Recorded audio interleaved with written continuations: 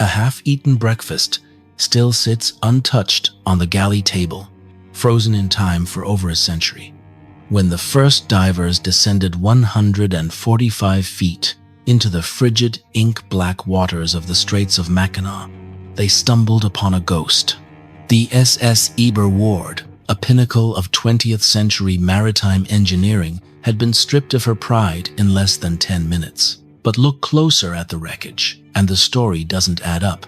The damage patterns defy the official narrative, hinting at a much deeper, more calculated failure that goes beyond simple bad luck. Something occurred in those icy, spring waters that wasn't supposed to happen, and the clues have remained silent at the bottom of the lake for decades. What secrets are still trapped within the hull of this forgotten freighter? And why does the history of her demise feel like a warning we were never meant to ignore?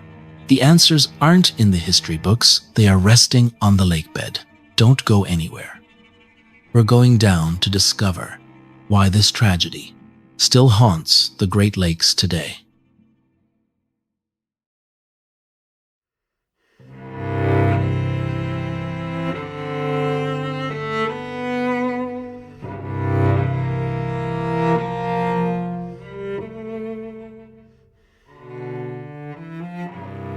At the turn of the 20th century, the Great Lakes region was the beating heart of America's industrial expansion, a landscape defined by towering smokestacks, the relentless rhythm of steam engines, and a ferocious ambition that refused to be stalled by the seasons. For decades, the lifeblood of this burgeoning economy was the package freighter, a versatile class of vessel engineered to bridge the gap between the booming manufacturing centers of the Midwest and the hungry markets of the East. These ships were the workhorses of the inland seas, carrying everything from coal and heavy machinery to the literal currency of the era, grain.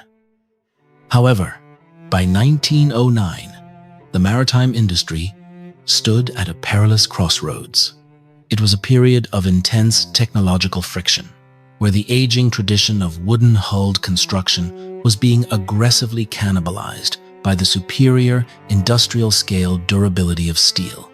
While steel ships promised longevity, they were expensive and difficult to construct, forcing many operators to persist with wooden vessels far past their prime.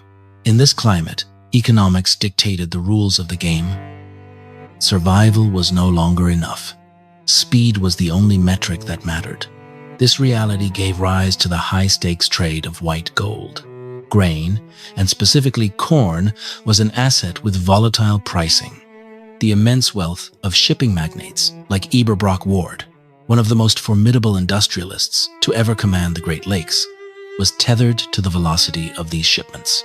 For the captains of the time, this created a suffocating atmosphere of brutal professional pressure. They faced an unspoken ultimatum: deliver your cargo to ports like Port Huron ahead of the competition. This first-out mentality fostered a culture of reckless bravado, where captains were routinely pressured to gamble with the calendar, often disregarding the lethally treacherous conditions that persisted within the straits. It is within this volatile industrial ecosystem that we find the SS Eber Ward. Constructed by the renowned F.W. Wheeler & Co. shipyard in West Bay City, Michigan, the Eber Ward was launched in the spring of 1888. Named in honor of the prominent shipowner and industrialist Eber Ward, she was officially registered in Detroit, Michigan on the 21st of July, 1888, and immediately entered service as a package freighter for the Detroit and Lake Superior line. By all accounts, the Eber Ward was a masterwork of her day, measuring 213 feet in length with a 22-foot draft and a gross registered tonnage of 1,344 tons. She was a high-tech marvel of efficiency. Driven by a sophisticated high-output steam engine, she stood as a testament to the rapid advancement of the era.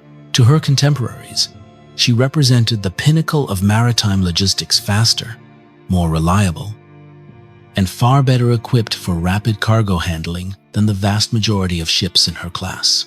Yet, beneath the polished machinery, the impressive engineering, and the shining veneer of progress lay what historians now identify as a fatal design.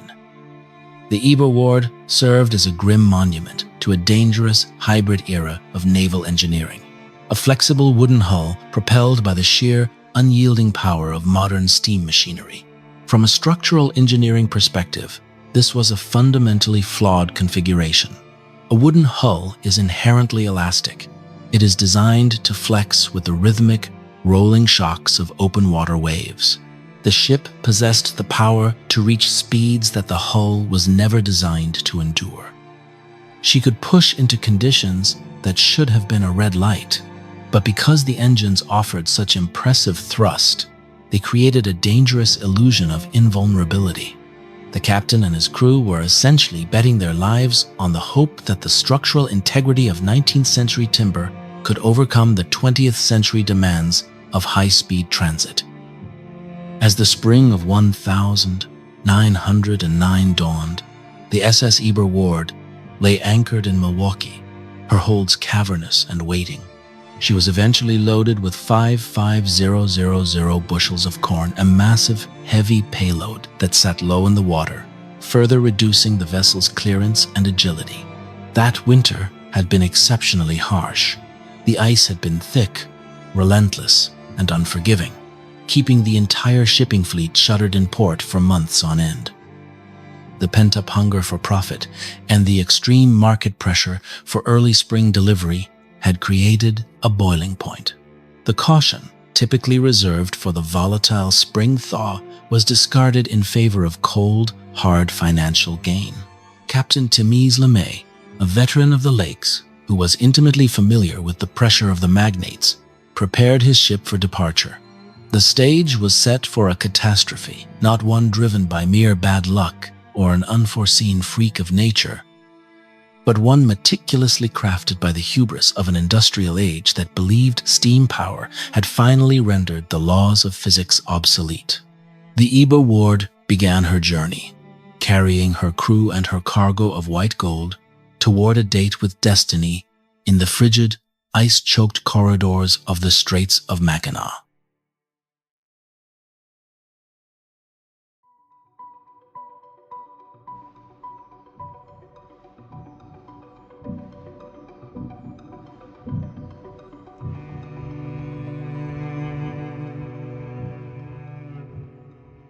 The Straits of Mackinac are far more than a mere passage. They are a seasonal, unforgiving trap, acting as the hydraulic throat connecting Lake Michigan to the vast expanse of Lake Huron. This narrow corridor serves as a merciless choke point every spring, as gargantuan ice sheets blanketing these massive inland seas begin their annual fragmentation. Prevailing westerly winds and complex, swirling currents funnel millions of tons of compacted ice directly into the channel. By mid-April 1909, the Straits had effectively transformed into a shifting, a lethal bottleneck, where the geography itself conspired against navigation and the margin for error was reduced to nearly zero. At 5 a.m. on the 20th of April 1909, Captain LeMay stands on the cramped, frigid bridge of the SS Eber Ward. The air is bitingly cold, piercing through even the thickest wool, and the horizon is shrouded in a hazy, deceptive morning light. A steady, relentless westerly wind pushes heavy, jagged ice fields toward the ship at a velocity of nearly 3 knots. Ahead, the passage reveals tantalizing stretches of open water, yet dense. Blinding white patches of ice loom in the distance, like an encroaching wall. An invisible pressure weighs heavily on the captain's shoulders. The ship is carrying 5,500 bushels of corn, a massive cargo that the company demands be delivered on time, regardless of the elements. Captain LeMay was by no means an incompetent mariner. On the contrary, he was a seasoned professional, a man who was the product of his environment, conditioned by years of navigating the temperamental waters of the lakes. However, On this particular morning, a dangerous psychological shift occurred, a phenomenon frequently referred to in maritime history as the trap of experience. As the Eber Ward steamed forward, LeMay meticulously observed the ice fields ahead.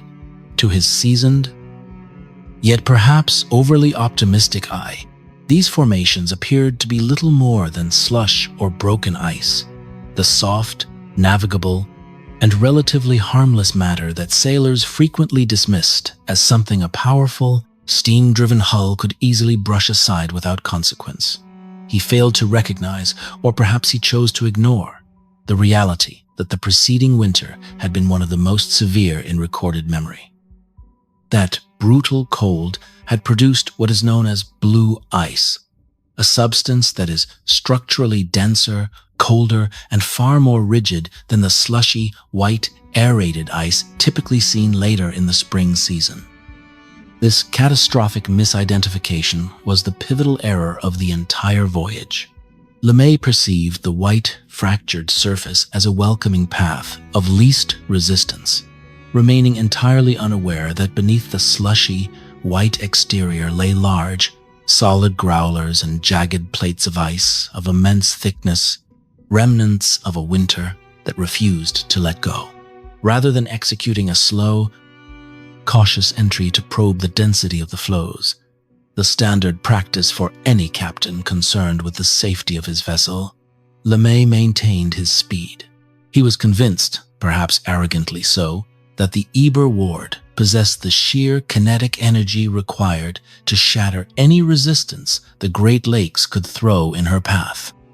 As the vessel entered the main concentration of the ice field, the captain remained steadfast and stubborn in his decision to keep the throttle wide open.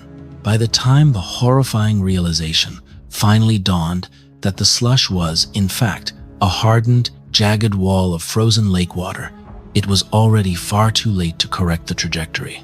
The Eber Ward had already committed her full momentum into the heart of the ice, sealing her fate long before the first timber began to groan, crack, and snap under the unimaginable pressure.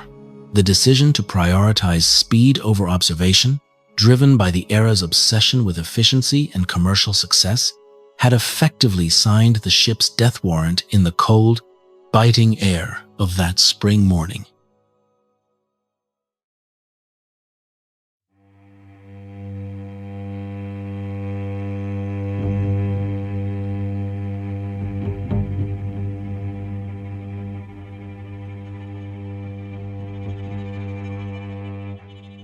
The silence of that April morning was shattered by a sound that every sailor on the Great Lakes learns to fear above all else: the sickening, splintering groan of white oak being shredded by the unyielding force of blue ice.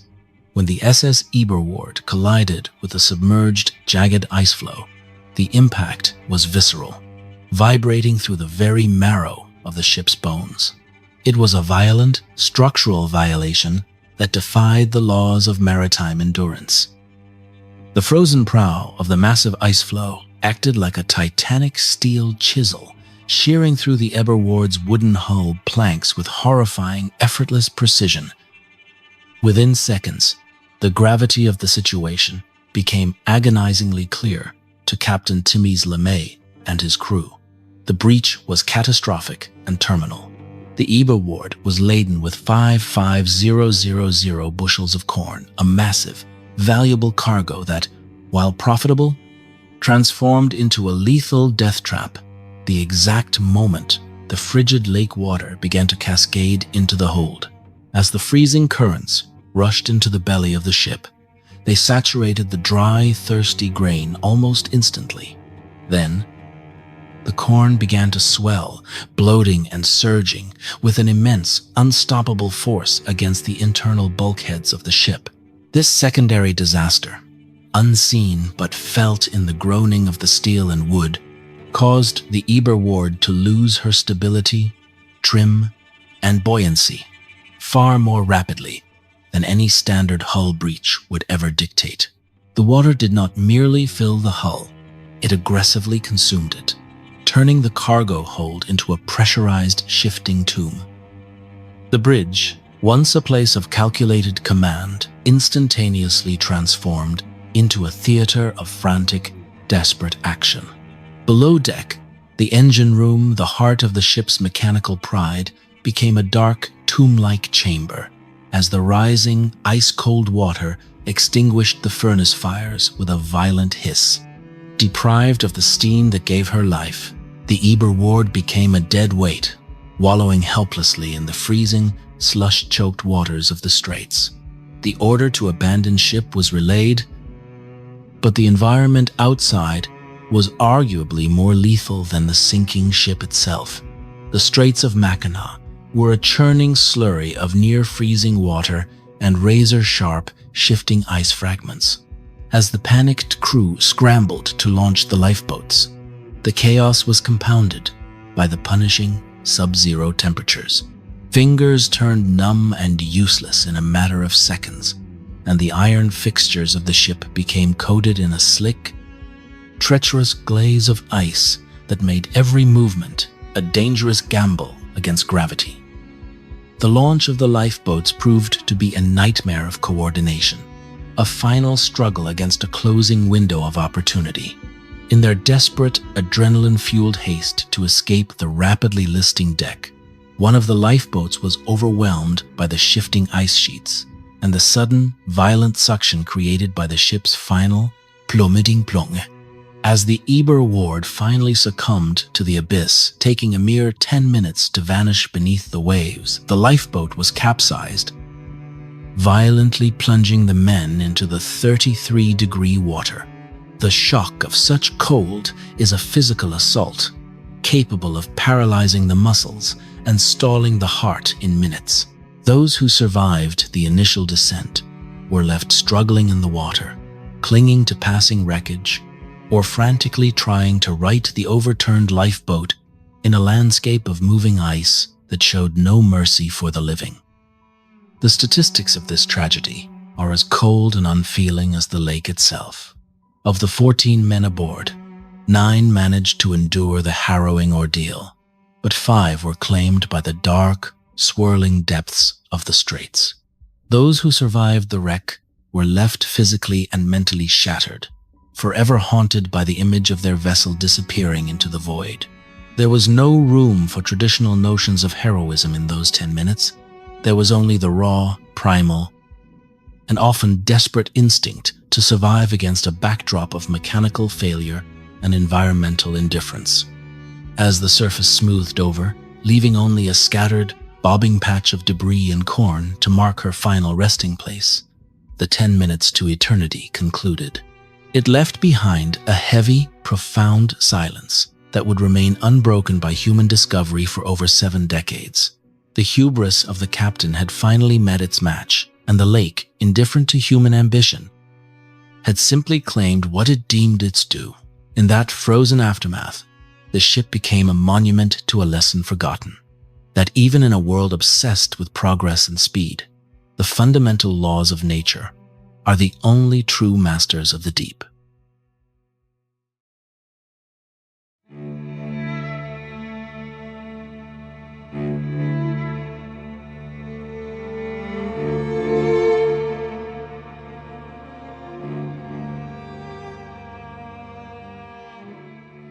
In the immediate wake of the sinking, the official investigation conducted by the United States Steamboat Inspection Service, USSIS, the direct institutional ancestor of today's Coast Guard, was swift, exhaustive, and utterly uncompromising. The Board of Inquiry was tasked with a singular, harrowing objective: to determine how a modern, high-powered, and theoretically robust freighter could be sent to the bottom of the lake in broad, clear daylight under conditions that, while icy, were not technically categorized as a gale. The professional and legal scrutiny focused squarely on Captain Tamiz Lamay was immense, as he represented the bridge between the ship's operational decisions and the tragic outcome. When evaluated against the contemporary, rigorous standards of the modern United States Coast Guard, which operates under complex, multi-layered safety management systems and sophisticated, data-driven risk assessment protocols, The 1909 investigation feels distinctly archaic, yet it was brutally direct in its findings. The board ultimately concluded that LeMay was guilty of gross negligence and a catastrophic lapse in judgment. Consequently, his master's license was permanently revoked, effectively ending his maritime career in a single, definitive stroke. This outcome remains a stark, chilling reminder that in the unforgiving eyes of maritime law, intent is often secondary to the ultimate, irrevocable failure of command. But to truly comprehend the catastrophic fate of the SS Eber Ward, one must venture beyond the singular tragedy of one ship and peer deep into the frozen, unforgiving archives of the Straits of Mackinac. 15 years before the Eber Ward met her violent end, this same treacherous bottleneck claimed another wooden titan, the SS Minneapolis. Built in Marine City, Michigan in 1873, the Minneapolis began her life as a passenger vessel before being converted to a bulk cargo carrier. On the 1st of April 1894, she departed Chicago alongside a fleet of 19 other vessels, a desperate convoy eager to make the season's first passage. Among them was the William Barnum, which would tragically succumb to the ice just one day before the Minneapolis. Loaded with a cargo of wheat and towing 2 schooner barges, the Minneapolis was bound for Buffalo when she encountered a ferocious ice storm on April 4th. A strong gale was driving massive ice floes through the straits, transforming the narrow channel into a crushing, indifferent vice. The end came swiftly. In the early morning hours, the mate on duty noticed the ship's steering becoming sluggish. Upon investigation, he discovered the vessel was rapidly taking on water. The flooding soon reached the boilers, extinguishing the fires and crippling the bilge pumps, leaving the Minneapolis helpless. Much like the Eber Ward would later experience, the ship was caught in the suffocating, freezing embrace of this geological trap. However, her crew possessed the clarity of mind to recognize structural defeat before it became a death sentence. They did not attempt to brute force their way through the impossible. Instead, acknowledging the physical limits of their vessel, they successfully evacuated to one of the barges they were towing, watching from a safe distance as their ship slipped beneath the waves. Remarkably, no lives were lost. Today, the Minneapolis rests mostly intact just 500 feet southwest of the main south tower of the Mackinac Bridge. Sitting upright at a depth of 125 feet, she remains a silent underwater museum. Her engine and boilers are still in place, and her stern rail stands preserved against the currents. While the forward decks are slowly slipping downward and the bow remains open, the wreck has become a sanctuary for schools of fish, serving as a haunting, well-documented reminder of the power of the Great Lakes. The story of the SS Minneapolis serves as a chilling historical counterpoint. It was a clear, meticulously documented warning, a siren song echoing off the icy banks of the straits that screamed of the fundamental, inherent limitations of wooden shipbuilding in the face of deep winter ice. Yet, by 1909, this vital, life-saving lesson had been largely consigned to the dustbin of history. More accurately, it was willfully dismissed by a maritime generation intoxicated by the rapid, unchecked evolution of steam technology. This leads us to a critical, systemic analysis of the era. Why did Captain Therese LeMay choose to ignore the ghosts of the past and repeat the exact same tragedy 15 years later? The answer is not found in the water, but in the dangerous psychological shift within the maritime industry itself. Between 1894 and 1909, the world of shipping underwent a massive, transformative surge in steam power and mechanical efficiency. This technological leap, while impressive, inadvertently created a pervasive and dangerous illusion of strength among those who commanded the lakes. Captains and shipowners alike began to operate under the seductive, yet fatally flawed, premise that more engine power equals better ice-breaking capability. They fundamentally conflated the raw, unbridled thrust of a modern, high-pressure boiler with the structural necessity of a steel-reinforced, purpose-built icebreaker.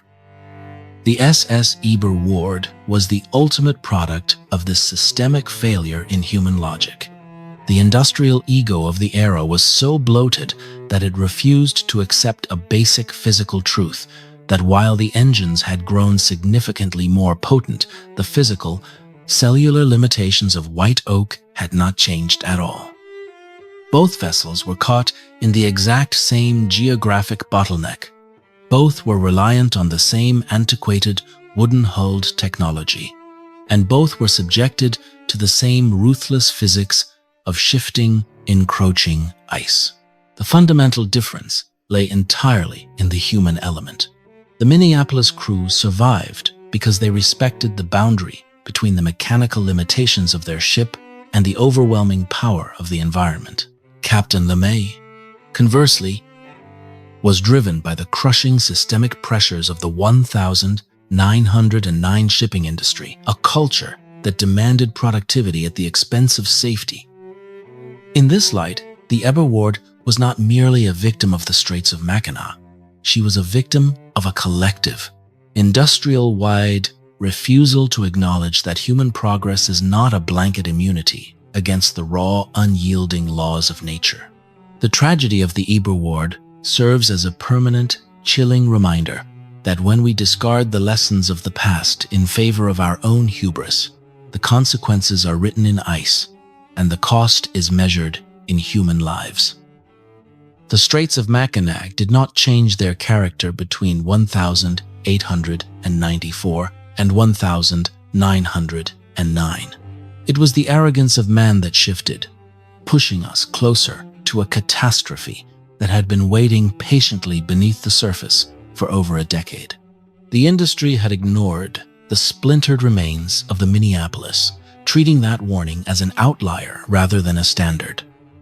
By dismissing the reality of structural failure in favor of the aesthetic and operational benefits of powerful steam engines, the shipping lines essentially forced their captains into a high-stakes gamble every time they entered the Straits. Captain LeMay's decision-making was not an isolated error. It was the manifestation of a systemic cultural failure. He was playing a game of chicken with geological forces that possessed no mercy, and he did so with a hull that was fundamentally ill-equipped for the task. The failure of the Eber Ward remains a masterclass in the dangers of forgetting. In the end, the frozen archives of the Great Lakes do not lie. They simply wait for the next generation to realize that the most dangerous ice is the kind we choose to see through rather than see for what it truly is. The Eber Ward remains a silent monument to this failure, a testament to the fact that no amount of steam pressure can compensate for the absence of humility in the face of nature's raw physical dominance. We must realize that every time we prioritize the machine over the reality of our environment, we are not just navigating the water, we are navigating the inevitable path to our own destruction, ensuring that the history of the Straits of Mackinac will continue to be written in the silence of the deep.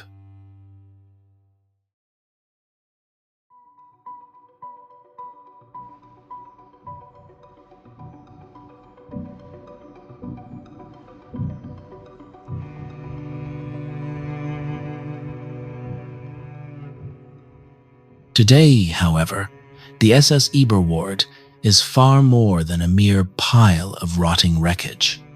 She has become a frozen time capsule, a silent, skeletal witness to a vanished era of industrial ambition. Since her discovery by divers in 1980, the ship has rested in an upright, hauntingly proud position at a depth of 145 feet within the Straits of Mackinac Shipwreck Preserve. To any maritime archaeologist who has had the privilege of descending into the dark, cold expanse of the Straits, visiting the Eber Ward is not unlike walking into a house where the residents simply stepped out for a brief moment. leaving their lives suspended in amber. Because of the unique, frigid, nutrient-poor and freshwater environment of the Great Lakes, the vessel has been preserved with a clarity that defies the passage of time. Unlike the salt-eaten, corroded wrecks that litter the floors of our oceans, the Eber Ward retains her wooden integrity with a ghostly persistence. One can still observe the cargo holds, still partially filled with the dark, calcified remnants of those 55,000 bushels of corn, and the personal effects of the crew, the scattered boots, the rusted tools, and the broken dishes remain exactly where they were desperately abandoned during those final, chaotic 10 minutes of the ship's life. The visual contrast is profoundly jarring. The grainy, black and white historical photographs from 1909 depict a bustling, soot-stained vessel full of vigorous life and kinetic energy, while the modern, high-definition color footage captured from the seafloor reveals a static, haunting cathedral of industry now reclaimed by the silent currents of the lake. This leads us to the most difficult question of all. Where does this history leave us in the modern world? Why does the story of a wooden freighter lost a century ago still resonate so deeply with us today?